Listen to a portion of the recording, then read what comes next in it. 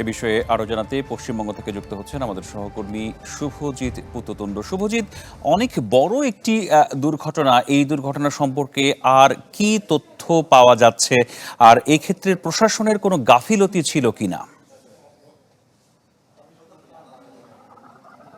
দেখুন, যেটা আপনি বলছিলেন যে অনেক বড় দুর্ঘটনা। স্বাধীনতা পরবর্তী ভারতে কিন্তু যদি আপনি দেখেন হাতে গোনা যে কটা দুর্ঘটনা ঘটেছে পদপিষ্টের, তার মধ্যে অন্যতম বড় দুর্ঘটনা। যদিও কোনো সৎসঙ্গে গিয়ে এই ধরনের পদপিষ্টের মতো দুর্ঘটনা এরকম কিন্তু ভারতের স্বাধীনতার পরে কোনোদিন ঘটেনি। যেটা ঘটেছিল বিভিন্ন মন্দিরে বা একেবারে যদি আপনি দেখেন যে কুম্ভ মেলার যে প্রাঙ্গণে সেখানে কিন্তু পদপিষ্টের মতো ঘটনাগুলো সামনে এসেছিল।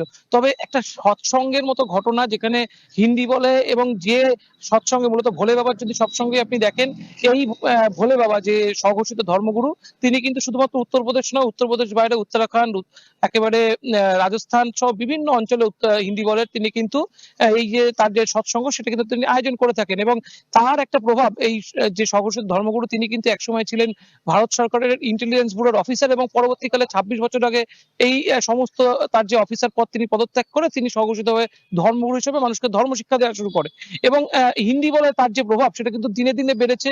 পুলিশের কাছে সে খবর ছিল যে এই ধর্মগুরু যদি কোনো ধর্মসভা হয় সেখানে ব্যাপক পরিমাণে জনসমাগম হতে পারে।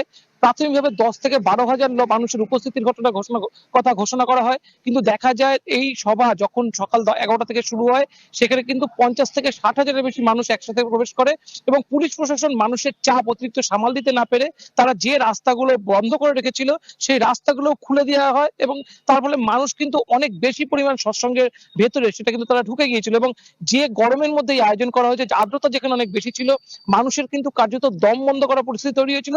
ফলে ৩টের দিকে যখন এই ধর্মসভা শেষ হয়, মানুষ যখন হুড়হুড়ি করে বেরোতে যায় সেই সময় কিন্তু এই দুর্ঘটনা ঘটে এবং বলা হচ্ছে যে বেরোনোর যে রাস্তা সেই বেরোনোর রাস্তার মুখেই কিন্তু একাধিক মোটর বাইক রাখা ছিল। পুলিশ প্রশাসন সেই দিকে নজর দেয়নি, ফলে সবচেয়ে বড় দুর্ঘটনা ঘটেছে। যদি পুলিশ প্রশাসন বলছে তাদের কাছে যে ধরনের ইনফরমেশন ছিল সেই ইনফরমেশনের থেকে অনেক বেশি মাত্রায় লোক এসেছিল, যেটা ট্যাকেল করার মতো পর্যাপ্ত পুলিশ প্রশাসন তার কিন্তু ব্যবস্থা রাখতে পারেনি। অন্যদিকে যে সৎসঙ্গ আয়োজক কমিটি যারা ছিল তারা বলেছিল যে তাদের তরফ থেকে ব্যাপক পরিমাণ যে বেসরকারি বাহিনী তারা সেখানে মোতায়েন করবে, তারা কিন্তু সিকিউরিটি দেবে, কিন্তু সেটাও কিন্তু তারা পর্যাপ্ত পরিমাণে দিতে পারেনি।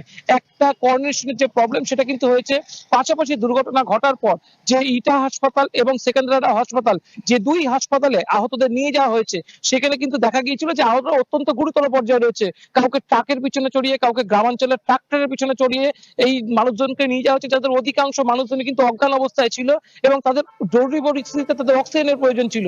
বারবার বলা হচ্ছে এই হাসপাতালগুলোতে পর্যাপ্ত অক্সিজেনের ব্যবস্থা ছিল না, চিকিৎসক ছিল না। সেকেন্দ্রাবাদ হাসপাতালের বিরুদ্ধে অভিযোগ উঠেছে মাত্র একজন চিকিৎসক ১৫০ জনের বেশি রোগীকে কিন্তু সেবা দিতে গিয়েছিল এবং যার ফলে কিন্তু প্রচুর রোগী তারা সেবা পায়নি এবং অক্সিজেনের সংকট তার সঙ্গে প্রবল ছিল।